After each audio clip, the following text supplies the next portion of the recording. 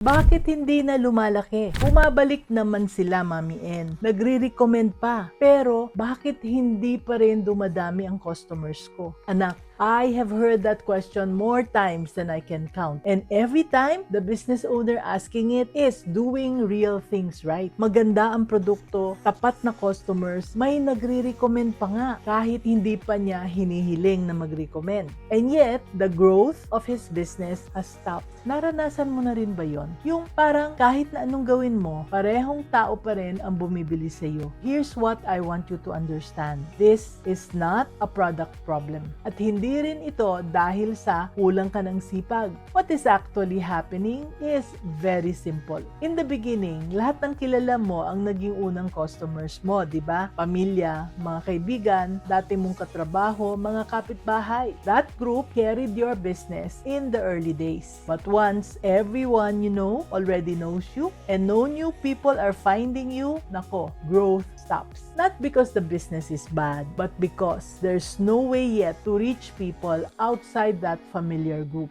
Gaya nitong business owner na nag-message sa akin, Mami N, hindi naman ako zero. May customers na ako. Bumabalik pa nga sila pero wala pa ring bago. Paano ko palalakisin ang marketing ko? Hindi ko talaga alam kung saan ko sisimulan. Anak, growth can still slow down even if your product is already good. And most of the time, hindi mo agad ito napapansin. Kaya, here are 5 signs to watch out for. Number 1, naghihintay ka na, sila ang darating sa iyo. Word of mouth and loyal buyers are valuable. But once your personal network runs out, that waiting becomes the ceiling itself. Number 2, ang takot ay nagtatago sa likod ng salitang preparation. It's not a lack of product. It's not a lack of money. It's invisible hesitation dressed up as readiness. Number 3, naniniwala kang ang ganda ng produkto, tapat na. That quality will carry the message on its own. Pero alam mo anak, visibility does not come from quality alone. Kailangan ng boses para marinig ka ng mga hindi pa nakakakilala sa iyo. Now, number 4, nagmamarket ka sa lahat, kaya walang tunay na nakakarinig. When the message is meant for everyone, it often reaches no one clearly. And number 5, hindi ka regular na nag-show up, kaya parang sarado ang negosyo mo, parang sa mga hindi pa nakakakilala sa iyo. Consistency builds trust, especially with new customers. And for small businesses trying to grow beyond their usual circle, that matters a lot. Sign number 1, walang bagong market na naabot. Bumabalik naman sila, Mami N. Okay pa naman, di ba? Yan ang sinasabi ni Clara sa sarili niya for almost a year na. Clara runs a skincare line that's already producing in volume, manufactured through a partner facility and sold through a network of resellers across nearby cities. Yung negosyo niya was real. The numbers were also real. Regular resellers who reordered every month. Repeat end buyers who recommended her products to friends. Yung iba pang ang resellers even expanded their own orders over time. So, from the outside, her business looked like growth. Pero isang hapon, Clara sat down and looked at her actual reseller list. It was the same names, the same people she personally recruited when she was just starting out. And for almost 8 months, walang bagong reseller na naka-onboard. Walang bagong area na naabot. And at first, she told herself it was just the season.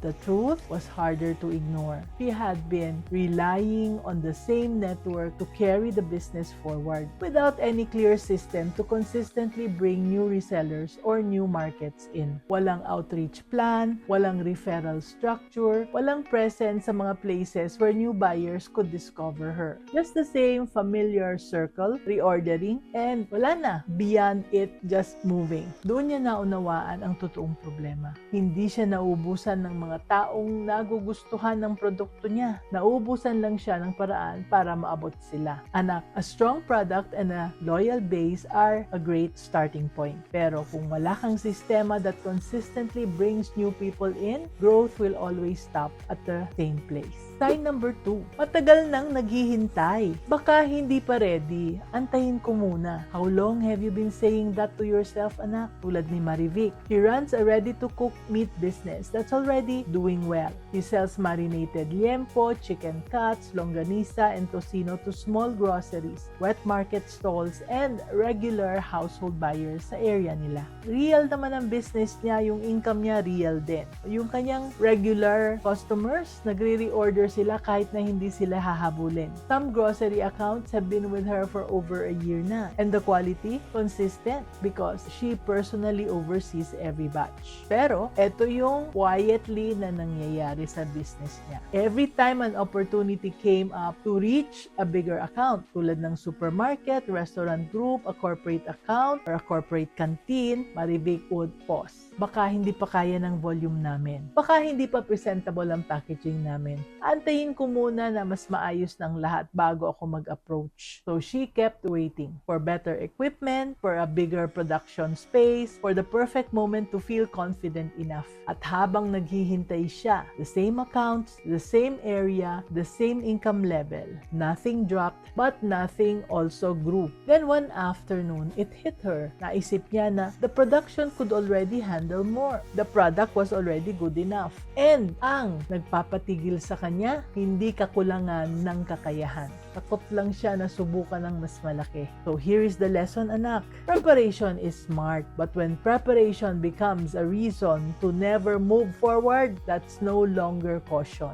That is fear, keeping the business exactly where it is. Sign number 3, tahimik ang negosyo mo online. Hindi na kailangan mag-promote. Maganda naman ang produkto namin. That's what Donna genuinely believed for a long time. Si Donna at ang asawa niya, they managed an auto supply shop na na-build ng kanyang father over decades. Meron silang binibenta na quality motor oil, reliable filters, trusted brands. These were carefully sourced over the years. And totoo naman, the veteran mechanics sa area nila ay nagtitiwala sa kanila. Some, even nilalagpasan yung ibang shops para bumili lang sa kanila, kaya real yung kanilang reputation. So Donna assumed that the business would continue growing naturally because if the product was good, people would eventually find it. Pero while other businesses were learning how to stay visible online, Donna barely posted anything. Yung Facebook page na ginawa ng pinsan niya halos tahimik lang. Minsan may product photo, minsan may promo, then mawawala uli for many weeks. Kapag matumal lang sales, iniisip niya season lang siguro. Kapag okay naman, feeling niya tapat na ang reputation nila. Tapos, merong isang bagong auto shop na nagbukas sa tabi lang nila. Average lang ang products. Halos pareho lang din ang presyo. Pero every week, active sila online. Posting new stocks, short videos, car care tips, even simple updates from the shop. So within a few months, mas dumami ang pumapasok sa kanila. Not because they had better products, mas nakikita lang sila ng tao. Kaya doon na-realize ni Donna, a good product builds trust. But if people rarely see your business, mahihirapan silang maalala na nandyan ka. Anak, people cannot support a business that they rarely notice. The businesses that consistently show up, even in simple ways, are the ones that keep growing. Sign number 4. Lahat sinusubukan mo? Mami N, nag-boost na ako, nag-promo pa, nag-bazaar pa. Bakit parang walang direksyon? That was Benji. Constantly trying different things to grow. Pero hindi niya maintindihan kung bakit paiba-iba ang results. He runs a custom gift and souvenir shop, personalized mugs, keychains, plaques, and corporate giveaway packages. Maganda ang quality, mabilis gumawa, competitive din ang mga presyo niya. So, naturally, Benji thought na more marketing would solve the problem. So, 4 months, halos lahat sinubukan na niya.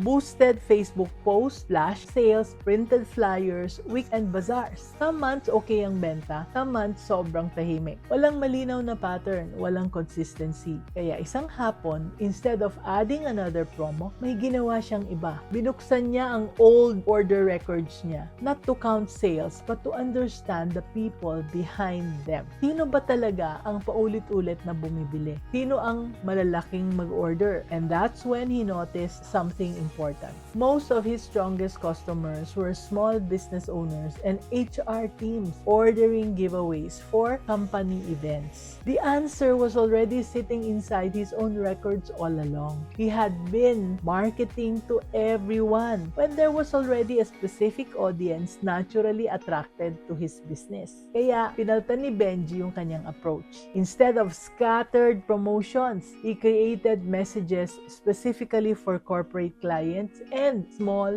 businesses. No malaking budget, no complicated strategy, just one clear audience with one clear message. So within a few months, mas naging steady ang corporate inquiries. Not because he marketed louder, but because finally malinaw na kung sino talaga ang kinakausap niya. Step 5. Tahimik ang page mo. Kailan ba ako dapat mag-post? Everyday ba o kapag may promo lang? Matagal ding iniisip ni Ronnie yan. He runs an appliances reselling business. Surplus refrigerators, washing machines, electric fans, and kitchen appliances sourced from reliable suppliers. Okay naman ang mga products niya. Maayos ang presyo, honest na kausap, may bumabalik ding customers. So, for most of his first year, ganito lang ang ginagawa niya. Post kapag may bagong stock, promote kapag may sale, then disappear again for weeks, minsan months pa. Yung kanyang Facebook page, it existed. Pero kapag may bumibisita, parang walang buhay ang tindahan. Walang mga recent posts, walang updates, walang signs that the business was still active. Kaya isang hapon, napatingin siya sa sarili niyang page at doon niya napansin kung gaano nakatagal ang last meaningful post niya. Almost 9 months. Hindi naman siya nagpanic. He just made one simple decision. Hindi araw-araw siyang magpo-post. Hindi rin sobrang bongga, sobrang elaborate. Just consistent. Every week, one useful post. Minsan, product feature. Minsan, appliance care tip. Minsan, screenshot ng customer feedback. Walang paid ads, walang big production budget. Just regular presence. Week after week. And within 2 months, may mga bagong nagme-message na.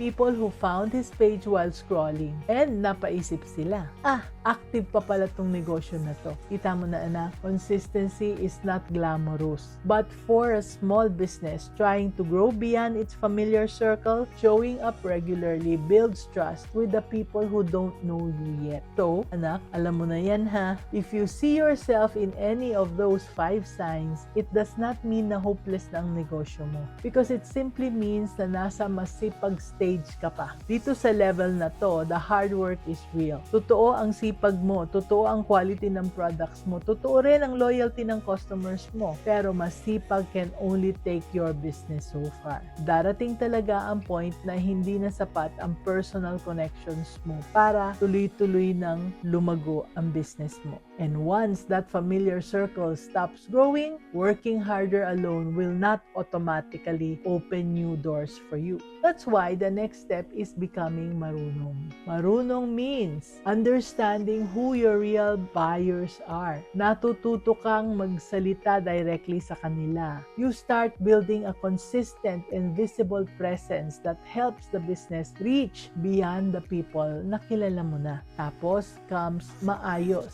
Dito, nagiging system ang lahat. Marketing is no longer random or kapag may time lang. It becomes a consistent part of how the business grows every week. And from maayos, you move toward malaya. Malaya is when the business starts attracting bagong customers even when hindi na ikaw ang tulak ng tulak araw-araw. It's the system that starts doing the reaching for you. And that journey starts with one honest question. Are you still waiting for customers to discover your business? O handa ka nang gumawa ng mas malinaw na daan papunta sa iyo? If you're ready for that clarity, book a free clarity call with my team.